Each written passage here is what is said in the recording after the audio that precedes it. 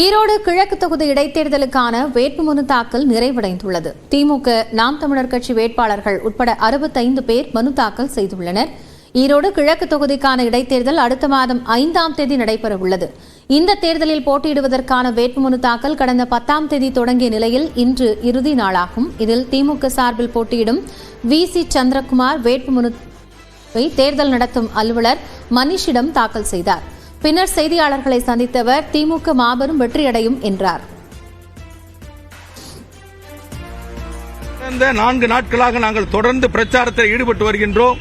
கிட்டத்தட்ட 33 வார்டிலே 9 வார்டிலே எங்களுடைய பிரச்சாரத்தை வீடு வீடாக தெரு தெருவாக சென்று மக்களை சந்தித்து வந்திருக்கின்றோம். அந்த வகையிலே எங்களுக்கு மிகப்பெரிய அளவிலே மக்களுடைய ஆதரவு இருக்கிறது என்பதை நாங்கள் கண்கூடாக கண்டிருக்கின்றோம். நாம் தமிழர் கட்சி சார்பில் சீதாலட்சுமி என்பவர் ஈரோடு கிழக்கு தேர்தலில் போட்டியிடுவார் என்றும் அவரும் இன்று வேட்புமனு தாக்கல் செய்திருக்கிறார்.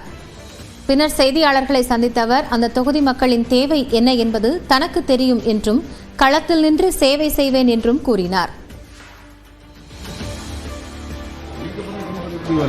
தீர்க்கப்படவே இல்லை.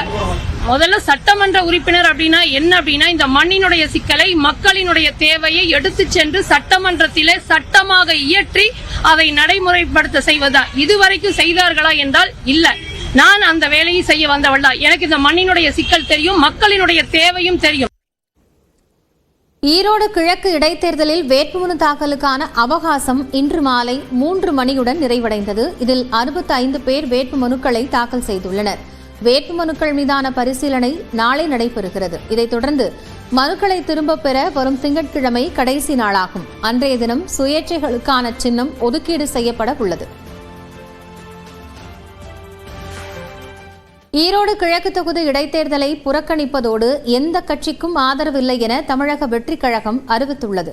தமிழக வெற்றிக் கழகத்தின் பொதுச் செயலாளர் எஸ். ஆனந்த் அறிக்கை ஒன்றை வெளியிட்டுள்ளார். அதில் கட்சி தொடக்க அறிவிப்பிற்கான முதல் அறிக்கையிலேயே 2026ஆம் ஆண்டு சட்டமன்ற பொதுத் தேர்தலில் போட்டியிட்டு வெற்றி பெற்று மக்கள் பணியாற்றுவதுதான் இலக்கு என தாவேக தலைவர் விஜய் குறிப்பிட்டுள்ளதாக தெரிவித்துள்ளார். அதுவரை இடைப்பட்ட காலத்தில் நடைபெறும் உள்ளாட்சி தேர்தல் உட்பட எந்த தேர்தலிலும் போட்டியிடப் போவதில்லை என்றும் விஜய் திட்டவட்டமாக தெரிவித்திருந்ததாகவும் ஆனந்த் குறிப்பிட்டுள்ளார்.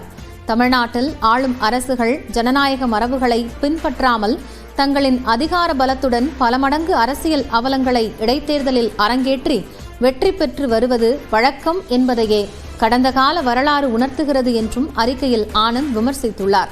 அதன் அடிப்படையில் நடந்து முடிந்த விக்கிரவாண்டி இடைத்தேர்தல் போலவே வரும் பிப்ரவரி 5ஆம் தேதி நடைபெறவுள்ள ஈரோடு கிழக்கு சட்டமன்ற தொகுதி இடைத்தேர்தலையும் தாவேக புறக்கணிப்பதாக ஆனந்த் தெரிவித்துள்ளார். மேலும் எந்த கட்சிக்கும் ஆதரவு இல்லை என்றும் அவர் குறிப்பிட்டுள்ளார்.